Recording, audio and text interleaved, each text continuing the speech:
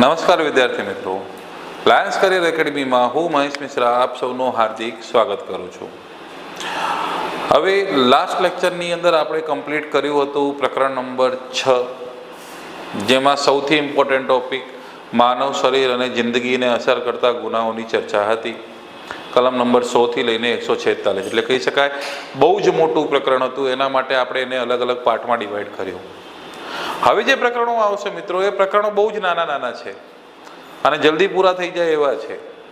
તો કયા પ્રકરણ છે? જેમ કે પ્રકરણ નંબર 7 અહીંયા આવ્યું છે, પહેલાં એને જોઈશું. પ્રકરણ 7, રાજ્ય વિરુદ્ધના ગુના, કલમ નંબર 147થી 158. ત્યાં આપણે જે 5 ભાગ કર્યું એમાં 10 કલમો હતા, 15 કલમો હતા, અને અહીંયા એક જ પ્રકરણની અંદર 10 જેટલા કલમો આપેલા છે. અને એમાં પણ ઘણી બધી કલમો તો એવી છે જેને આપણે સ્કીપ કરવાના છીએ. એટલા મહત્વના કલમો નથી કે આપણે રોજબરોજ ગુનાઓમાં આવતા હોય, છતાં પણ એમાં જે મહત્વની કલમો જોઈશું, પણ દરેક કલમો આપણા આની અંદર જોવાની જરૂર નથી. તો બહુ જલ્દી પ્રકરણ પૂરું થઈ જાય એવું છે. રાજ્ય વિરુદ્ધના ગુના, કલમ 147, 158. રાજ્ય વિરુદ્ધના ગુનાનો મતલબ શું થાય? તો અહીંયા મતલબ થાય છે સરકાર વિરુદ્ધના ગુના. સરકાર વિરુદ્ધના ગુના. ભારતમાં જેનું શાસન ચાલતું હોય, જે પાર્ટીનું શાસન ચાલતું હોય, એ પાર્ટી વિરુદ્ધ અથવા એ સરકાર વિરુદ્ધ ખોટા કથનો કરવા, એને એમાં કોઈ પણ પ્રકારનો એનો વિરોધ કરવા, તો એને કહેવામાં આવશે સરકાર વિરુદ્ધના ગુના, જેને આપણે શોર્ટમાં કહીએ છીએ રાજ્ય વિરુદ્ધના ગુના. તો આ રાજ્ય વિરુદ્ધના ગુના વિશે આપણે ચર્ચા કરવાના છીએ આ પ્રકરણની અંદર, કલમ નંબર 147થી લઈને 158 સુધી. તો શરૂઆત કરીએ એના વ્યાખ્યાથી. કલમ નંબર 147, ભારત સરકાર સામે લડાઈ કરવા અથવા લડાઈ કરવાની કોશિશ કરવા અથવા લડાઈ કરવાનું દુષ્પ્રેરણ કરવા બાબત જે કોઈ વ્યક્તિ ભારત સરકાર સામે લડાઈ કરે અથવા લડાઈ કરવાની કોશિશ કરે અથવા લડાઈ કરવાનું દુષ્પ્રેરણ કરે, તેને નીચે મુજબની સજા કરવામાં આવશે. શું સજા છે? મોત અથવા આજીવન કેદ અથવા દંડ અથવા બંને સજા કરવામાં આવશે. કેદ અને દંડ બંને. ગુનો છે કોગ્નિઝેબલ, નોન બેલેબલ. કેસ ક્યાં ચાલશે? Sessions court. તો અહીંયા શું છે મિત્રો કે ભારત સરકાર સામે લડાઈ કરી રહ્યો છે, લડાઈ કરવાની કોશિશ કરી રહ્યો છે અને લડાઈ કરવાનું દુષ્પ્રેરણ કરી રહ્યો છે. તો ભારત સરકાર વિરુદ્ધ, હવે જેમ કે ઘણા વચ્ચે કેસો થયા હતા કે જેમાં સરકાર વિરુદ્ધ લોકો રોડ પર આવી જાય અને એમાં કોઈ વ્યક્તિ ભડકાવી રહ્યો હોય, તો જે વ્યક્તિ આવું કરતો હોય તો એને આ કલમ મુજબ સજા કરી શકાશે. ભારત સરકાર સામે લડાઈ કરવા, લડાઈ કરવાની કોશિશ કરવા અથવા લડાઈ કરવાનું દુષ્પ્રેરણ કરવા, તેને નીચે મુજબની સજા મોત અથવા આજીવન કેદ. આપને સત્તા છે, સરકારથી સવાલ પૂછી શકો, સરકાર પાસેથી કોઈ પણ પ્રકારનો માહિતી માંગી શકો, પણ બધું એને શાંતિથી લેખિત રીતે જે પ્રોસિજર છે એના મુજબ. રસ્તા પર આવીને બબાલ કરી શકો એવી રીતે ના ચાલે. રસ્તો બંધ કરાવી દો પોતાની માંગણીને પૂરી કરવા માટે, એવું ન ચાલે. તો એક ગુનો છે. તો એને કહેવાય ભારત સરકાર સામે લડાઈ કરવું, લડાઈ કરવાની કોશિશ કરવા કે દુષ્પ્રેરણ કરવા બદલ સજા. 147માં એની વ્યાખ્યા છે અને તેની સજા પણ છે. પછી આવે છે 148, 149, 150. આ ત્રણેય કલમ 147 કલમના અપગ્રેડ છે કે એનાથી સંલગ્ન કલમો. તો એના માટે એને બ્રેકેટથી સમજાવીશ, એક સાથે સમજાઈ જાય એવી રીતે કે કલમ 148થી 150 કલમ સુધી ભારત સરકાર વિરુદ્ધના ગુનાઓ, જેમાં અલગ અલગ સજાઓ થાય. 148, 147 મુજબના શિક્ષાને પાત્ર ગુનાનું કાવતરું અથવા દુષ્પ્રેરણ કરવા બદલ સજા. તો જે 147 મુજબ અત્યારે ભારત સરકાર સામે લડાઈ કરવાની જે વાત હતી, એનું કાવતરું કે દુષ્પ્રેરણ કરવામાં આવે છે, તો તેને આજીવન કેદ અથવા 10 વર્ષ સુધીની કેદ અથવા દંડ અથવા બંને સજા કરવામાં આવશે. ગુનાનું વર્ગીકરણ કરીએ તો આ કોગ્નિઝેબલ છે, નોન બેલેબલ છે, અને કેસ ક્યાં ચાલશે? સેશન્સ કોર્ટની અંદર એનો કેસ ચાલશે. ઓકે, ત્યાર પછી 149, ભારત સરકાર સામે લડાઈ કરવાના ઈરાદાથી હથિયાર વગેરે ભેગા કરવા તો લડાઈ કરવા માટે અહીંયા શું કર્યું હતું? કાવતરું કર્યું, અહીંયા હથિયાર એકઠા કરી રહ્યો છે, તો એને પણ એ જ સજા, આજીવન કેદ અથવા 10 વર્ષ સુધીની કેદ અથવા દંડ અથવા બંને. એ પણ ગુનો કોગ્નિઝેબલ છે, નોન બેલેબલ છે અને સેશન્સ કોર્ટમાં કેસ ચાલશે.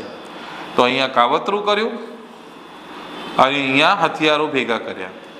150 લડાઈની યોજનામાં સરળતા કરી આપવાના ઈરાદાથી છુપાવવા બાબત.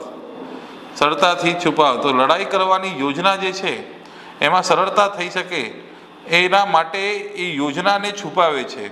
સરળતા કરી આપવાના ઈરાદાથી તે છુપાવવા બાબત, એટલે કે જે યોજના છે એ યોજના છુપાવે છે. તો આગળ જઈને જ્યારે પકડાશે તો એને 10 વર્ષ સુધીની કેદ, દંડ અથવા બંને સજા કરવામાં આવશે. Cognizable, non bailable, sessions court. મને અત્યારે આની માહિતી છે કે આ રાજ્ય વિરુદ્ધના ગુના થવાના છે અને માહિતી હોવા છતાં હું યોજનાને છુપાવું છું, તો આ કલમ 150 લાગશે. તો 147માં ભારત સરકાર સામે લડાઈ કરવાનું સજા છે. પછી ત્યારબાદ અહીંયા કાવતરું કરવા માટે, અહીંયા હથિયાર ભેગા કરવા માટે અને પછી એની યોજના છુપાવવા માટે. એ સાહેબ સજા આ જે કલમો છે બહુ ઓછી પૂછાય. 121 પૂછાઈ જાય, સોરી 121 પહેલાં હતું, હવે 147 થઈ ગયું. 147 પૂછાય તો પૂછાય, બાકી 48, 49, 50ના ચાન્સીસ ઓછા છે. છતાં પણ એક સમજાવવા માટે સમજાવી દીધું, નહીં તો પછી કહેવામાં આવ્યું હોત કે સ્કીપ કેમ કરી દીધું. સમજાવી દીધું કે ભાઈ એનાથી સંલગ્ન બાકીના ગુનાઓ છે. ચલો આગળ જોઈએ. કલમ નંબર 151, કાયદેસરની કોઈ સત્તા વાપરવાની ફરજ પાડવાના અથવા વાપરવામાં અવરોધ કરવાના ઈરાદાથી રાષ્ટ્રપતિ અથવા રાજ્યપાલ વગેરે ઉપર હુમલો કરવા. અહીંયા બહુ ગંભીર ગુનો છે. જ્યારે રાષ્ટ્રપતિ અને રાજ્યપાલ નીકળવાના હોય ત્યાં એ રસ્તા ઉપર બ્રેકર પણ તોડી દેવામાં આવે, જેના કારણે એમને અડચણ ના થાય કે એમની ગાડી ધીમી ના થાય, બરોબર. તો હવે એમને કોઈ વ્યક્તિ અવરોધ કરી રહ્યો છે, અડચણ કરી રહ્યો છે, તો એમને શું સજા થશે એના વિશે જોગવાઈ છે કલમ નંબર 151માં. રાજા છે ભાઈ દેશના, એક દેશના રાજા છે, એક રાજ્યના રાજા છે, એમને અડચણ કે અવરોધ નહીં કરવાનો. જે કોઈ વ્યક્તિ ભારતના રાષ્ટ્રપતિ અથવા કોઈ રાજ્યના રાજ્યપાલને કોઈ કાયદેસરની સત્તા વાપરવા માટે અથવા કાયદેસરની સત્તા વાપરતા અટકાવવા માટે અથવા તેમને પ્રેરે કે તેમને ફરજ પાડવાના ઈરાદાથી તેમના ઉપર હુમલો કરે, ગેરકાયદેસર અવરોધ કરે, ગેરકાયદેસર અવરોધ કરવાની કોશિશ કરે, ગુનાહિત બળ કે ગુનાહિત બળ દાખવીને ધાક બેસાડે, તો તેમને નીચે મુજબની સજા કરવામાં આવશે. તો હવે આટલું તો કોઈની હિંમત નથી, છતાં પણ આ કલમ એની અંદર ઉમેરી રાખવામાં આવ્યું કે આવો કોઈ વ્યક્તિ આવી જાય તો એનું શું કરવાનું. સજાની વાત કરીએ તો 7 વર્ષની કેદ, દંડ અથવા બંને સજા કરવામાં આવશે. ગુનો કોગ્નિઝેબલ છે, નોન બેલેબલ છે. કેસ ક્યાં ચાલશે? સેશન્સ કોર્ટમાં ચાલશે. એક ઇન્ટરવ્યૂમાં પૂછાયું હતું કે રાષ્ટ્રપતિની ગાડીની સાથે આપના ગાડીનું એક્સિડન્ટ થઈ જાય જેમાં આપને ગંભીર ઈજા થઈ છે, તો સજા કોને થશે? તો જવાબ આપને જ થશે, આપ એને અવરોધ કરી રહ્યા છો. ક્લિયર થયું? ચલો 151 પછી 152, ભારતની સાર્વભૌમત્વ, એકતા અને અખંડિતતા જોખમમાં મૂકતા કોઈ પણ પ્રકારનું કૃત્ય કરે. ભારતની એકતામાં, અખંડિતતામાં વિક્ષેપો છે, જેમ કે અત્યારે ખાલિસ્તાનની માંગણી થઈ રહી છે પંજાબને અલગ દેશ બનાવવા માટે. તો આ શું છે? એકતા અને અખંડિતતાને ભંગ કરી રહ્યો છે. તો પછી જે વ્યક્તિ આવું કરતો હોય એને આ કલમ મુજબ સજા થશે કે જે કોઈ પણ વ્યક્તિ હેતુપૂર્વક અથવા જાણી જોઈને શબ્દો દ્વારા કાં તો બોલીને, લખીને, સંકેતો દ્વારા, દ્રશ્યમાન રજૂઆત દ્વારા, ઇલેક્ટ્રોનિક સંચાર દ્વારા, નાણાકીય માધ્યમોનો ઉપયોગ કરીને કોઈ વ્યક્તિ અન્ય લોકોને ઉત્તેજિત કરે છે અથવા ઉત્તેજિત કરવાનો પ્રયાસ કરે છે અથવા સશસ્ત્ર બળવો કરે છે, વિધ્વંસક પ્રવૃત્તિઓ કરે છે, અલગાવવાદી પ્રવૃત્તિઓને, લાગણીઓને પ્રોત્સાહિત કરે છે અથવા ભારતની સાર્વભૌમત્વ, એકતા અને અખંડિતતાને જોખમમાં મૂકે, તો તેને નીચે મુજબની સજા કરવામાં આવશે. શોર્ટમાં અલગાવવાદી નીતિઓને જમ્મુ કાશ્મીરમાં આવું જોવા મળે છે, પછી પેલા પંજાબમાં જોવા મળે છે આ બધી વસ્તુઓ. તો આવા કોઈ કૃત્ય કરે છે તો એને આ સજા થશે, આજીવન કેદ અથવા 7 વર્ષ સુધીની કેદ અથવા દંડ અથવા બંને સજા કરવામાં આવશે.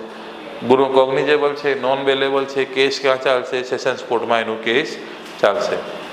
નેક્સ્ટ જોઈએ 154, 153ને સ્કીપ કર્યું છે, 154 પર ગયા છીએ કે ભારત સરકાર સાથે સુલેહનો સંબંધ ધરાવતા વિદેશી રાજ્ય ક્ષેત્રમાં લૂંટફાટ કરવા બાબત. કોઈ દેશ સાથે આપણું સારું સંબંધ છે અને ત્યાં જઈને લૂંટફાટ કરે, હવે તો નહીં જોવા મળતું, જૂના સમયમાં આવી રીતે અટેક કરીને લૂંટફાટ કરતા હતા. એના માટે છે કે જે કોઈ વ્યક્તિ ભારત સરકાર સાથે મૈત્રી અથવા સુલેહનો સંબંધ ધરાવતી કોઈ વિદેશી રાજ્ય ક્ષેત્રમાં લૂંટફાટ કરે અથવા લૂંટફાટ કરવાની કોશિશ કરે તેને નીચે મુજબની સજા કરવામાં આવશે. 7 વર્ષની કેદ, દંડ અથવા બંને સજા કરવામાં આવશે. ગુનો કોગ્નિઝેબલ છે, નોન બેલેબલ છે, કેસ ક્યાં ચાલશે? સેશન્સ કોર્ટમાં.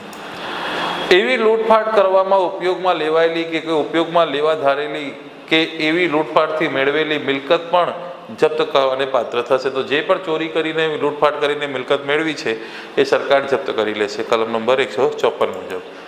156, 55ને સ્કીપ કરીને 56 પર ગયા કે રાજ્ય સેવકે સ્વેચ્છાપૂર્વક રાજ્ય કેદી અથવા યુદ્ધ કેદીને નાસી જવા દે. તો અત્યારે આ કાયદા હેઠળ કોઈ વ્યક્તિએ ગુનો કર્યો હોય એ રાજ્ય કેદી કહેવાય, અથવા યુદ્ધ કેદી કે યુદ્ધમાં આવી રીતે કોઈ પકડાયેલ હોય એવા કેદીઓને નાસી જવા દે. તો લખ્યું છે જે કોઈ વ્યક્તિ રાજ્ય સેવક હોય અને પોતાની કોઈ રાજ્ય કેદી કે યુદ્ધ કેદીનો હવાલો હોય, પોતાની પાસે એના રાજ્ય કેદી કે યુદ્ધ કેદીનો હવાલો હોય અને એવા કેદીને જે જગ્યાએ અટકાયતમાં રાખ્યો હોય ત્યાંથી તે કેદીને સ્વેચ્છાપૂર્વક નાસી જવા દે. તો રાજ્ય સેવક આવી વ્યક્તિને સ્વેચ્છાપૂર્વક નાસી જવા દે તો એ રાજ્ય સેવકને આજીવન કેદ અથવા 10 વર્ષની કેદની સજા કરવામાં આવશે. ગુનો કોગ્નિઝેબલ છે, નોન બેલેબલ છે, કેસ ક્યાં ચાલશે? એનું સેશન્સ કોર્ટની અંદર ચાલશે. નેક્સ્ટ આવે છે 157, રાજ્ય સેવક ગફલતથી એવા કેદીને નાસી જવા દે. તો જાણી જોઈને જવા દે તો પછી કલમ નંબર 156, અને ગફલતથી નાસી જવા દે તો 157 કે જે કોઈ વ્યક્તિ પોતે રાજ્ય સેવક હોય અને પોતાની પાસે કોઈ રાજ્ય કે યુદ્ધ કેદીનો હવાલો હોય એને અને કેદીને જે જગ્યાએ અટકાયતમાં રાખ્યો હોય ત્યાંથી તે કેદીને ગફલતથી, એટલે ગફલત કર્યું છે એણે, એના કારણે એ નાસી જાય છે તો સજા થશે, થોડી ઓછી થશે, 3 વર્ષની સાદી કે દંડ અથવા બંને. સ્વેચ્છાપૂર્વક નાસી જવા દે તો સજા વધારે, અને ગફલતથી થઈ ગયું હોય તો પછી સજા ઓછી. કોગ્નિઝેબલ, બેલેબલ, કેસ ક્યાં ચાલશે? First class. છેલ્લું કલમ નંબર 158, એવા કેદીને નાસી જવામાં મદદ કરવા અને છોડવા કે આશરો આપવા બાબત. તો કોઈ બીજો વ્યક્તિ છે એવા કેદીને આશરો આપે છે, મદદ કરે છે, તો જે આશરો આપે છે એને પણ સજા થશે. પહેલાં તો બધા કલમોમાં એવું છે પતિ પત્ની વાળો નિયમ, પણ અહીંયા તો પતિ પત્ની વાળો નિયમ પણ લાગુ નહીં પડે. જેના અંતર્ગત આશરો આપવા બદલ સજા ન થઈ શકે, અહીંયા તો થશે સજા. જો લખ્યું છે જે કોઈ વ્યક્તિ રાજ્ય કેદી કે યુદ્ધ કેદીને કાયદેસરના હવાલામાંથી નાસી જવામાં જાણી જોઈને મદદ કરે અથવા તેને છોડાવે અથવા છોડાવવાની કોશિશ કરે અથવા કાયદેસરના હવાલામાંથી નાસી ગયેલા કેદીને આશરો આપે તેને નીચે મુજબની સજા થશે. આજીવન કેદ અથવા 10 વર્ષની કેદ અથવા દંડ અથવા બંને સજા કરવામાં આવશે. આની અંદર યાદ રાખજો કે આશરો આપવા બદલ પતિ પત્નીને સજા નહીં થતી, બરોબર, પણ અહીંયા થશે. રાજ્ય કેદીને અથવા યુદ્ધ કેદીને નાસી જવા દેવામાં આવ્યું હોય અને એ વ્યક્તિને આશરો આપવામાં આવે છે તો પછી પતિ પત્ની વાળો નિયમ લાગુ પડશે, એને પર સજા થશે. Concept clear?